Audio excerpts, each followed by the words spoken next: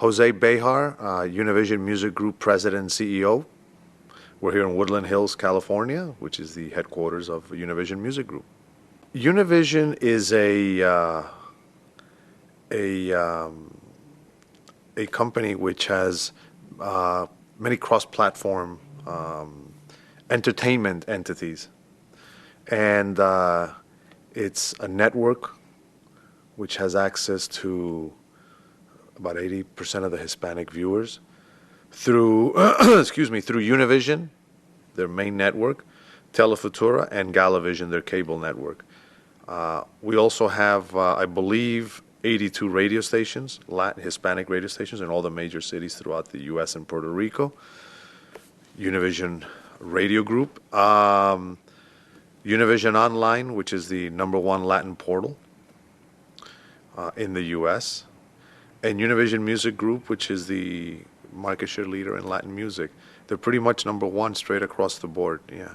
So, the company as a whole certainly has great access to the 30 million plus Hispanics in the U.S. and Puerto Rico.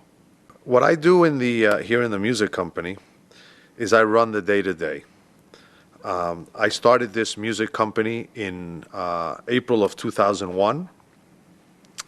We started with nothing, really out of my house the first 3-4 months.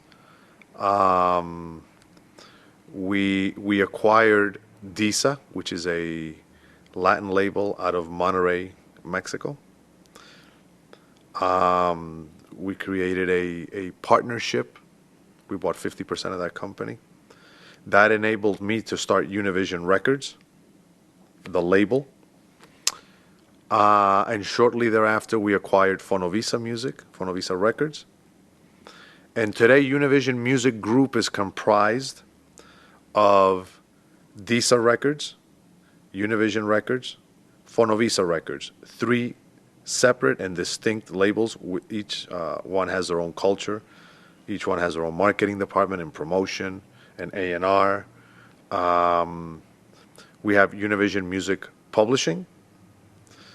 We also have Univision Music Group Mexico, which is a company that markets and promotes and does everything, sells Univision Music Group US music, but in Mexico.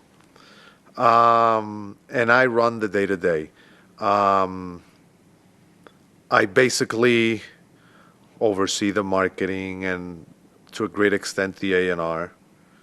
I certainly don't micromanage because the company's gotten quite big, and I think we have very talented people, and I believe that we have some of the best people in the business.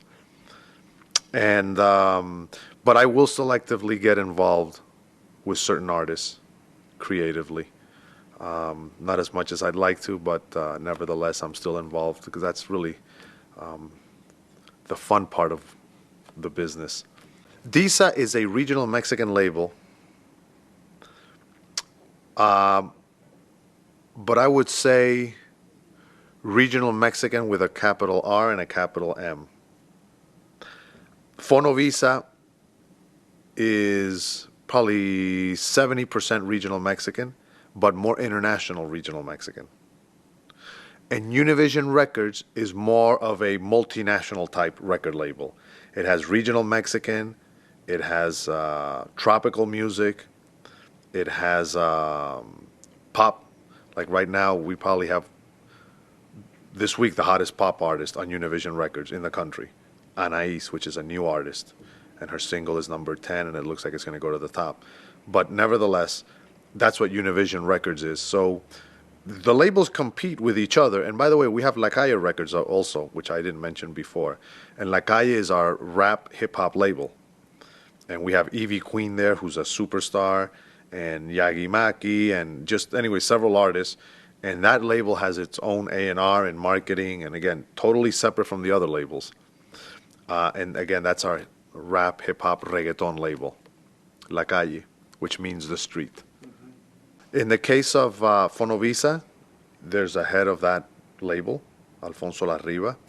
Univision Music Group has a president, Alfonso, He runs Fonovisa in Mexico. Um, Disa has the Chavez family, who are brilliant music people. And Univision Records, I run every day. Um, and so Univision Records, interestingly enough that you're asking me, it's not a startup anymore. So one of the things that I'll probably do this year is put somebody in there to run the day-to-day. Because I started that label, and I've sort of stayed with it because I wanted to make sure it didn't become something else. But I think it's well on its way now to being what it is. Its personality and taste and culture is well defined now. I think it's just a matter of finding the right person. And then, of course, Dave Palacio, who's my right hand. He's been with me since 1989. I mean, we have business affairs, we have human resources, we have accounts payable, receivable. I mean, the publishing. I mean, it's a decent sized company. There's a lot of crossover. Our publishing company, we have about, I believe, about 25,000 titles that we administer, which is a decent size for an independent publishing company. And there certainly is a lot of crossover between some of the artists on our labels and our publishing company. And we certainly try to keep them here as songwriters instead of seeing them go elsewhere, especially if they're recording with one of our labels. Sure, he's executive vice president and CFO. If God forbid something happened to me tomorrow, he's the guy that steps in. And he and I make a great team. As I said, we go back to 1989, EMI. And when we came over here in 2001, he was one of quite a few people that came with me. And what he does is he oversees the day-to-day of business affairs, the publishing, the administrative, the accounts payable and receivable, and what else? Sales. I mean, he's a unique. Dave is a unique finance guy from the standpoint that he understands. He's not a creative guy. That's why we make a great team, because I have my world, he has his world, and we complement each other wonderfully. But he certainly has a clear understanding of what it takes to create a hit. He's not your typical finance guy that assumes that the more you save, the more money the company makes. It doesn't work that way. You just have to invest wisely and save when it's justified to save, but not save for the sake of saving. And unfortunately, finance people tend to think that way. So I don't think that's a major revelation. So, Dave has that balance. And so we work very well together. And he certainly enables me to do a lot of the things that I need to do by taking a lot of those backroom service things away from my desk. It's a balancing act. And, I started in this business in the mailroom, but I became an A&R guy. And, A&R people back then, just had one worry, and that was, listen, I made a great record. If it's not getting played, the promotion doesn't know what they're doing. And if it didn't sell, sales doesn't know what they're doing. And if the project didn't make money, listen, I made a great record. Well, that mindset, that way of thinking is obsolete today. Today, you really have to be able to marry both, the creative and the business. And the truth be told, shareholders run these companies. I don't care if it's Warner's, if it's EMI, the shareholders are the bosses. And they say they want to make money every quarter. So again, unlike when I first started out in 1978 in this business, today you have to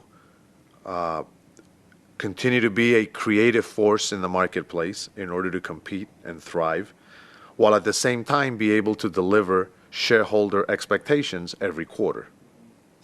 And so I believe today we probably take less risks. I mean, we're still a business where risk is a way of life.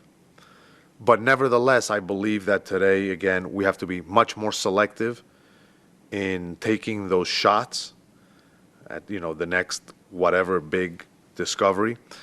We have to be extremely selective, and we have to be much more prudent in the way we market and promote. The days of front loading a marketing plan, phase one, you mortgage the house. Those days are gone. Today, marketing plans have to be realistic and different phases depending on what's happening with the record, where and how.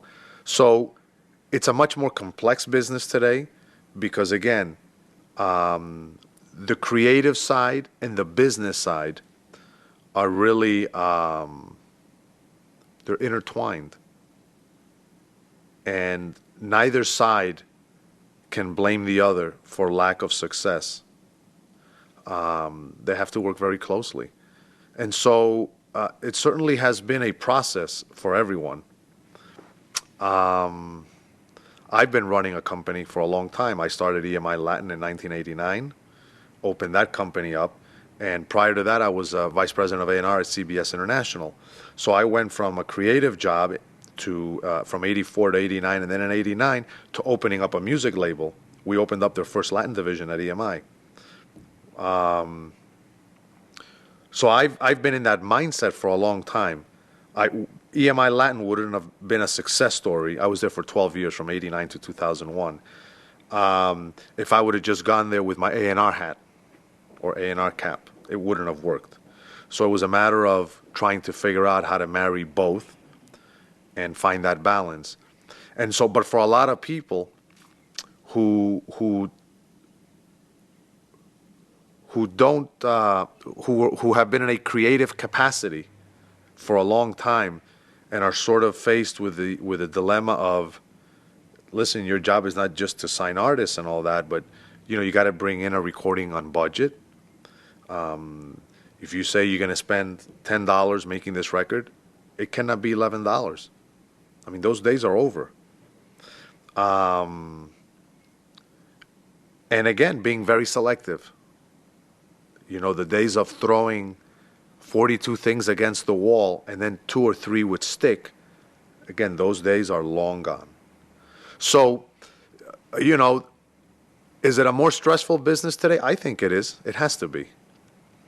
But it's still a lot of fun. And I wouldn't change anything in the world. I think the next best thing to not having the musical talent and not being able to be the performer is to be able to make a living at what I do. And so I don't have the talent to be an artist. So I'm blessed to be able to be here and call this a job. Latin music is, I think, can be defined as music that first and foremost, Hispanics can relate and identify with culturally, of course, musically and culturally, with the different messages and the idiosyncrasies of each culture and the language and so on. But Latin music has great rhythms and great sounds that transcend that and is able to appeal to non-Hispanics around the world, including in this country. We have a hip-hop artist which is pretty big, Mexican, regional Mexican urban, Acquid, and they're pretty huge. They were just in Japan, and they were showing me the B-roll. And they're playing these clubs, and they have all these Japanese people going nuts. I don't think they understand one word about what they're singing, but the rhythms and the sounds and the whole vibe is very infectious. It's very cool, and I think Latin music is about that as well. I think all musics are about that, but especially Latin music. But for us, first and foremost, it's about appealing to people who wake up every day and what they do is Spanish is their first language. I mean, that's our primary target. And that's what has enabled us, to build in the U.S. alone a company that last year did about $210 million. Is catering to those people. Then if the crossover thing comes along, we're there. We want to be there. We're looking at Spain right now, opening up Univision Music Group Spain. We're certainly still in growth mode, and we have a long ways to go. But today, we certainly have a pretty good position in the U.S. and in Mexico, which are two of the three biggest Latin markets in the world. The number one market is U.S., number two is Spain, and number three is Mexico. Mexico really would have been number two, but the piracy is so rampant. 80% of regional Mexican sales in Mexico are pirate. 60% of the total market, because the pop consumer tends to buy more in the stores and on the streets. But nevertheless, that's still 60%. So Mexico is now the number three Latin market in the world. But I think the obvious place to go would be Spain and try to be in the top three markets.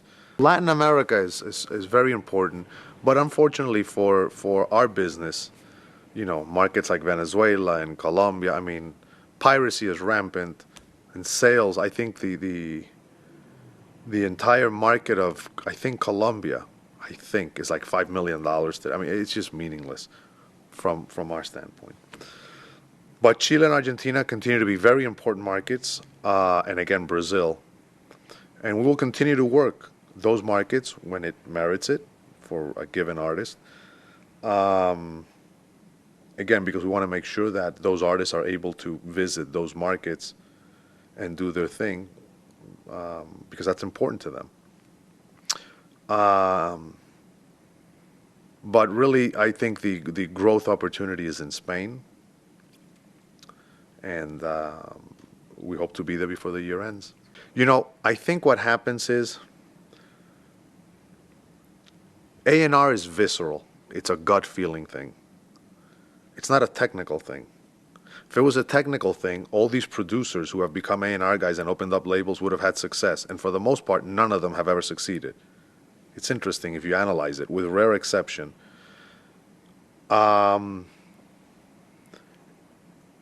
It's about something that connects, and I can't describe it. And I would analogize it to, if you see a pretty girl walking down the street, I don't think you have to look twice. It's either there or it isn't. When I see something that excites me, this Anaís was singing on Objetivo Fama, which is the American Idol Latin version. And I called it like second or third week into the show. Everybody was giving their opinion, and I said, I think the superstar on that show, the only one that can someday sell records, is Anaís. It's just a gut feeling. It's the whole package. It's not just singing. It's how they interpret a song. It's the feeling thing. It's how they communicate. And you just take it all in, and it takes 5 minutes to take it all in. And anything past that, I'm sure there have been exceptions in the past, something that we analyze and maybe has worked out. But it usually just happens. And again, I can only tell you that it's very visceral. It's a very visceral thing, a very gut-feeling thing. And you can line up 10 artists, and I have a gut feeling about which one can happen or which one might not happen. Do you think this is something you're born with? I think so. I really do. I really do. I think you develop. Look, I played trumpet for 3 years or whatever, but I don't think that made me a great A&R guy. I think you have to have a decent ear. Be able to hear a hit. You sit down with some people and then you play like a song that you think is a hit, and they don't even remotely see it. I think some people don't have the ability to hear a hit. But for the most part, before you get to that part of the process, you have to be sold on the artist. And I think that visceral gut feeling thing, no different than Donald Trump might have it for where to put the right building, and in the whatever city. I just think it's a gut feeling thing. And creatively, I've had both. For example, I did the Olympics album in '96, the Atlanta Olympics, and it was a huge album. And it was disappointing. It only sold like 300,000 units in the U.S. But if I listen to that album today, I still think the album is a masterpiece. So to me, that's a success, and I've said that before.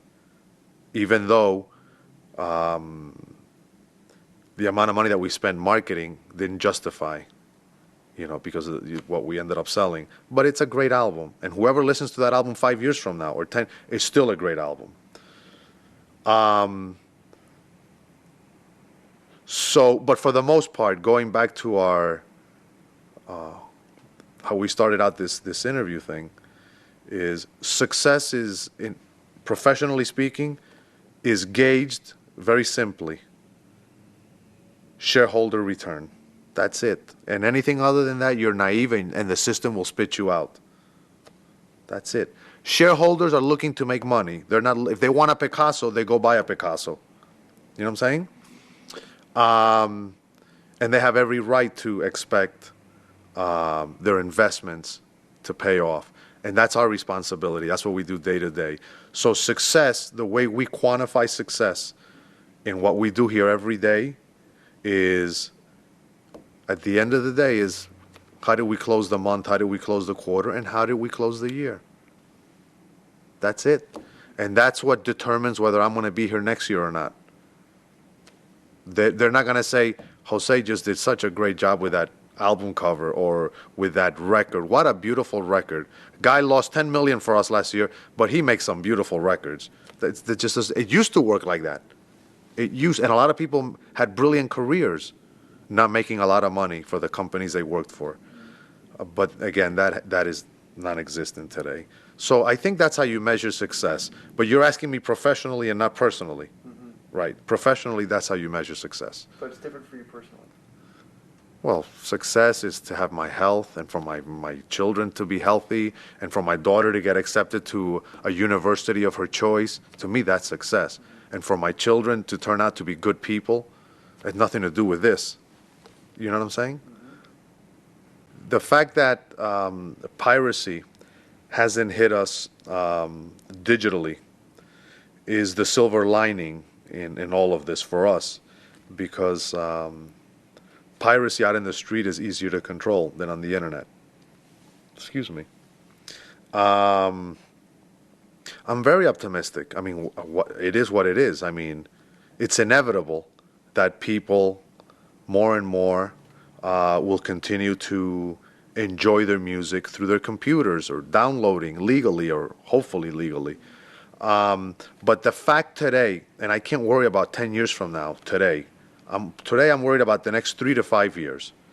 And today it's less than 1% digital sales in the Latin music industry, less than 1%. So, it's very insignificant, but it's what I was telling somebody yesterday. It's not for lack of availability.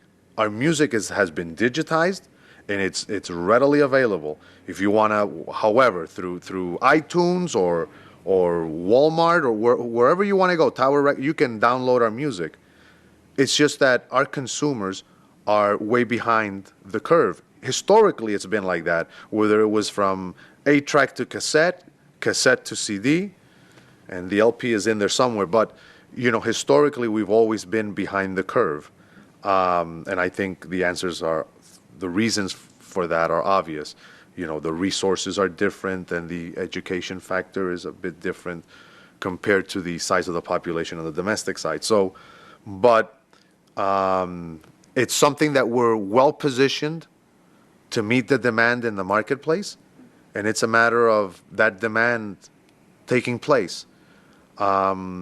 But am I banking on this changing my life in the next 2 years, the digital age in the Latin music business? No. Brick and mortar is still critical. Swap meets are much more important to us. 50% of our business is Latin accounts. The other 50% is retailers, meaning, or mass merchants, Best Buy and Tower and so on. But 50% of our business is still the Latin accounts. And when you look at SoundScan on the Latin side, and you see that Primavera is the scanned 13,000 units last week, we translate that, if you extrapolate, those 13,000 units are probably closer to 50,000 units. If you take swap meets and the Latin mom and pops, and that's still our bread and butter today. And so that's where we're focused. That's where we're focused, and that's where what we continue to be committed to. And again, without in any way ignoring the digital age. But it's not here to serve us today. You know who gave me my break? Herb Alpert. Did you know that? Yeah. I met Herb Alpert. I was in the mailroom, and I had a water bottle on my shoulder. And if you see him, he knows. I think I spoke with him probably the last time about 4 years ago. He told me something about Lonnie Hall, his wife. You know who she is? She used to sing with Sergio Mendes. I was carrying a water bottle on my shoulder, and I was running into his office. I didn't even know it was his office. And I almost killed the guy. Literally, like with this huge water bottle on my shoulder, because the mailroom guys were the ones that had to take water all over the lot. And then years later, we developed a really nice relationship, and I was in New York and a few other cities with him when he did his Tijuana Brass reunion tour, The Lonely Bull. And I traveled quite a bit with his wife, Lonnie, because I was doing the marketing and the promotion for the Latin division at A&M. So I started at A&M Records, and I always say I was so fortunate because I don't know those places exist today. It was like the Montessori School of Music, where if you had a little bit on the ball, you delivered the mail, and you went through all these departments, and you could sort of forge these relationships with different people, and just spend time chatting with them while you're doing your mail room and your mail run. And, you sort of start to familiarize yourself with what each department does and what their functions were and all that. And that was really my schooling. And then one day, I was taking the mail into the international department over at A&M on the main lot. And I walked in there, and a secretary came up to me, and she said, "I got to talk to you." And she takes me to the side. And I didn't know what she was going to say to me that was so secretive. So she shows me a letter that was going to Gil Friesen, who was the president of A&M Records then. And it was recommending me for an important job. And I didn't sleep that night. That somebody even took notice of me. I was going to school at night. I was going to Cal State Northridge. And that somebody was even thinking of me.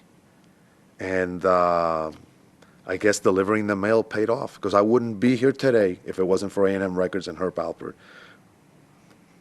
I think today, the domestic side certainly has shrunk down big time. On the Latin side, it's grown tremendously.